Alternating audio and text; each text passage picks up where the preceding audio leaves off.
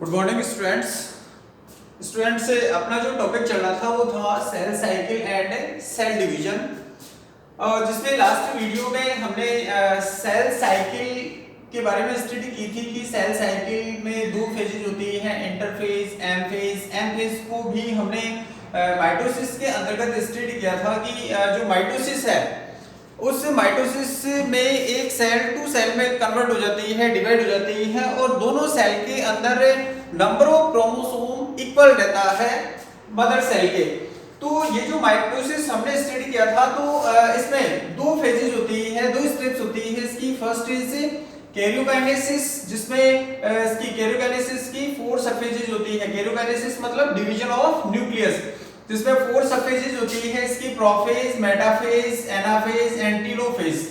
मतलब इस टीलोफेज के आते आते एक सेल के अंदर दो न्यूक्लियस कन्वर्ट हो जाते हैं, दो न्यूक्लियस फॉर्म हो जाते हैं। हम यहाँ पर देख सकते हैं कि ये मान लिया एक सेल है और इस सेल के अंदर जब कैरियोकाइनेसिस हुआ तो एक ही सेल के अंदर 2 न्यूक्लियस फॉर्म हो जाते हैं। अब ये यहाँ पर ये वाला जो पार्ट बचा हुआ है इसको हम कहेंगे साइटोप्लाज्म। तो साइटोप्लाज्म आपस में दोनों न्यूक्लियस के साथ में अलग अलग सेपरेट हो जाएगा थोड़ा थोड़ा और दो इंडिविजुअल सेल फॉर्म हो जाएगी। यहाँ पर एक अदर सेल ये हो जाएगी और अनदर सेल ये इधर की साइड में हो जाएगी। मींस दोनों जो सेल्स है उनका साइटोप्लाज्म आपस में ये साइटोप्लाज्म डिवीजन कर लेगा तो उसको हम कहेंगे साइटोकाइनेसिस। तो आज की इस वीडियो में हम स्टडी करेंगे cytokinesis means division of cytoplasm. तो यहाँ पर देखते हैं हम इसकी definition. It is the division of cytoplasm of a cell after karyokinesis. मतलब कैरियोकाइनेसिस कहां तक हो गया? कैरियोकाइनेसिस हो गया टीलोफेज तक। तो कैरियोकाइनेसिस के बाद में जो साइटोप्लाज्म का डिवीजन है उसी को हम कहते हैं cytokinesis. Division of chromosome or nucleus into two daughter cells. There are two method of cytokinesis, यानी कि साइटोकाइनेसिस दो तरह का होता है स्टूडेंट। एक होता है क्लीवेज मेथड से, जो कि किसमें होता है? केवल एनिमल सेल में, और दूसरा होता है सेल प्लेट मेथड। दोनों के बारे में ही हम स्टडी करेंगे। तो सबसे पहला आता है हमारे पास में क्लीवेज मेथड। इस मेथड में क्या होता है, जैसा कि हमने बता दिया एनिमल सेल में होता है। In animal cell cytokinesis occurs by the constriction और फ्रो फॉर्मेशन। फ्रो का मतलब होता है गर्त या अपन बोल सकते हैं गड्ढा, गर्त या गड्ढा।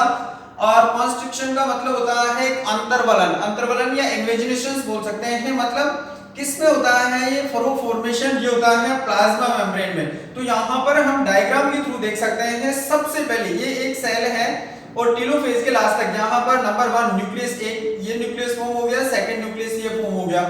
अब इसमें क्या होता है, एनिमल सेल के अंदर माइक्रोट्यूब्यूल्स होती है, माइक्रोफिलामेंट्स होते हैं। तो ये जो माइक्रोफिलामेंट्स होते हैं ये बीच के अंदर आकर के एक रिंग अरेंज कर लेते हैं, एक रिंग बना लेते हैं। यहाँ पर दिख रही है डॉटेड स्ट्रक्चर में। तो ये जो रिंग है ये सेल के बीच के अंदर अरेंज होती है।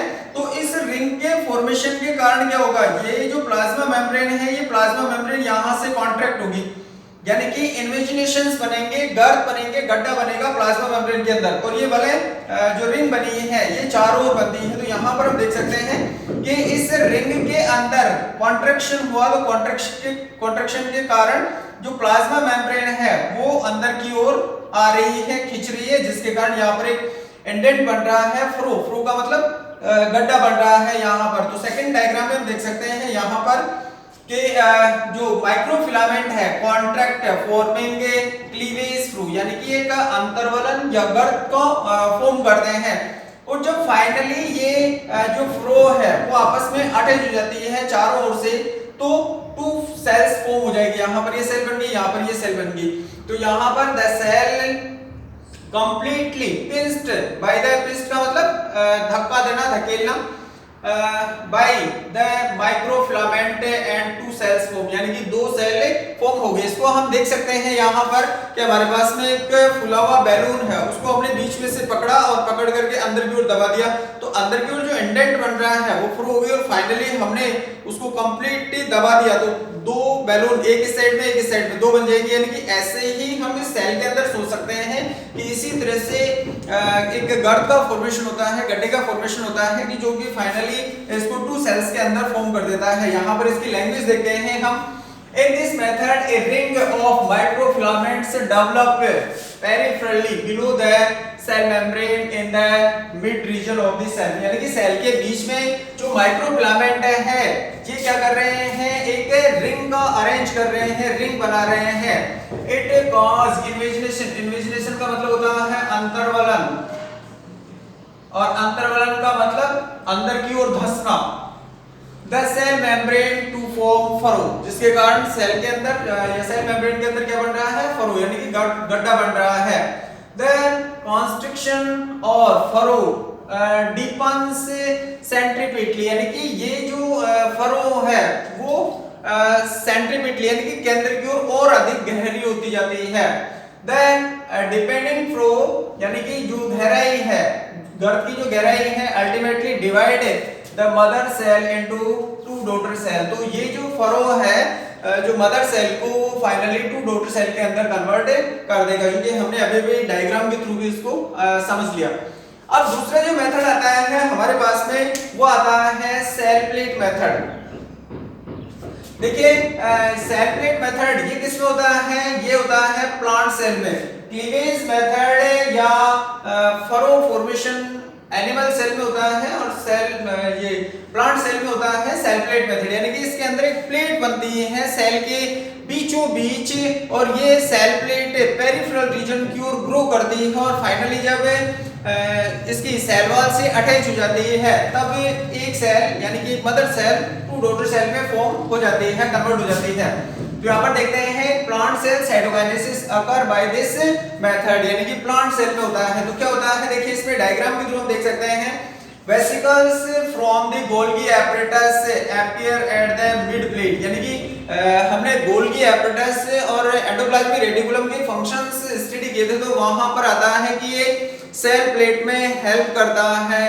तो इसके जो गोल्गी एपरेटस के वेसिकल्स हैं वो इसके बीच में यानी कि यहाँ बटिलोफेज के बाद में ये एक्चुअली में ये जो साइटोकाइनेसिस है वो एनाफेज के लास्ट तक स्टार्ट हो जाता है, लेकिन 9th क्लास में हम इसको टेलोफेज के बाद में भाई 2 न्यूक्लियस फॉर्म हो गए तो उसके बाद में साइटोकाइनेसिस होता है। एक्चुअल में ये एनाफेज के लास्ट में ही स्टार्ट हो जाता है। तो vesicles from the Golgi apparatus appear at the mid plate के ऊपर गोल्गी एपरेटस के जो वेसिकल्स हैं वो अरेंज हो जाते हैं।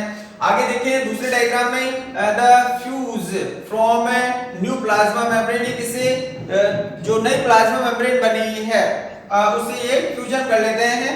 इसके अलावा इसके फ्रैग्मोप्लास्ट होते हैं। फ्रैग्मोप्लास्ट का मतलब होता है कि सेल के अंदर एंडोप्लाज्मिक रेटिकुलम और जो गोल्गी एपरेटस होता है उसके जो टूटे हुए पार्ट्स होते हैं उन्हीं को फ्रैग्मोप्लास्ट कहते हैं, और ये सेल प्लेट फॉर्मेशन में हेल्प करते हैं। यहाँ पर हम देखें content of vesicles from cell plate the beginning of new cell wall, यानी कि जो वेसिकल्स हैं from the cell plate beginning, ये सेल प्लेट का फॉर्मेशन करने लग जाते हैं।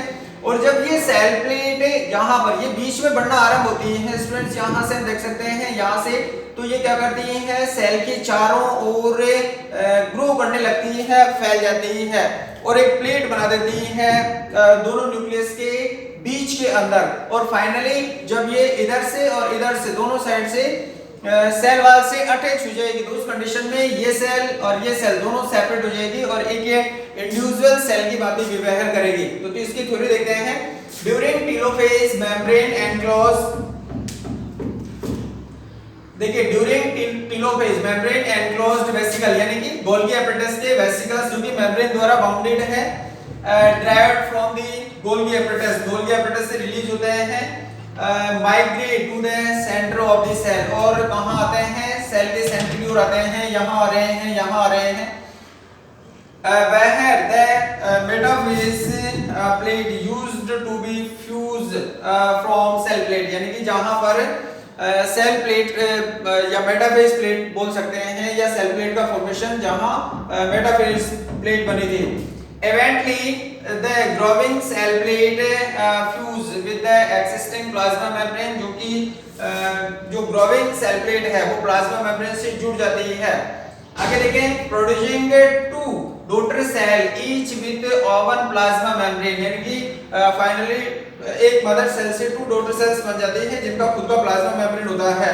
और आगे लास्ट लाइन हम देखते हैं कि new cell wall forms between 2 membrane to the cell plate, यानी कि जो नई सेल वॉल होती है वो प्लाज्मा मेम्ब्रेन के बीच में बनती है। और ये जो सेल वॉल बनती है स्टूडेंट, हमने सेल वॉल आपको पढ़ाया था, उस सेल वॉल के अंदर हमने ये देखा था कि सबसे बीच के अंदर, जैसे सेल वॉल देखिए 2 सेल के बारे में, तो यहाँ पर दूसरी सेल है, तो इनके बीच के अंदर यहाँ पर अरेंज होती है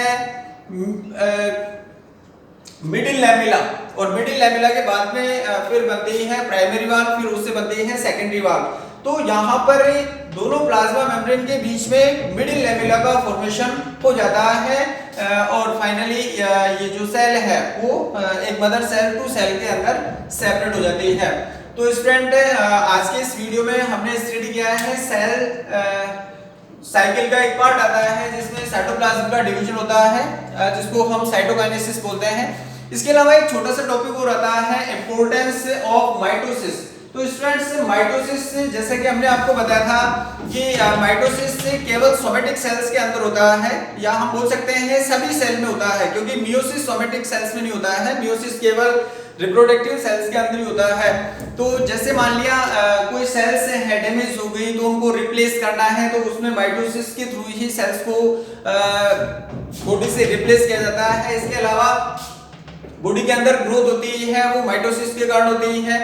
इसके अलावा अगर मान लिया कोई इंजरी हो गई, कोई घाव हो गया, तो घाव को फिल करने में जो सेल्स है वो डेवलप होती है, वो माइटोसिस के थ्रू ही होती है। तो कुछ पार्ट्स आते हैं जो कि माइटोसिस में अपना यानी कि माइटोसिस की एक इंपॉर्टेंस होते हैं। तो स्टूडेंट्स एक नए वीडियो के साथ में हम फिर मिलेंगे। थैंक्स।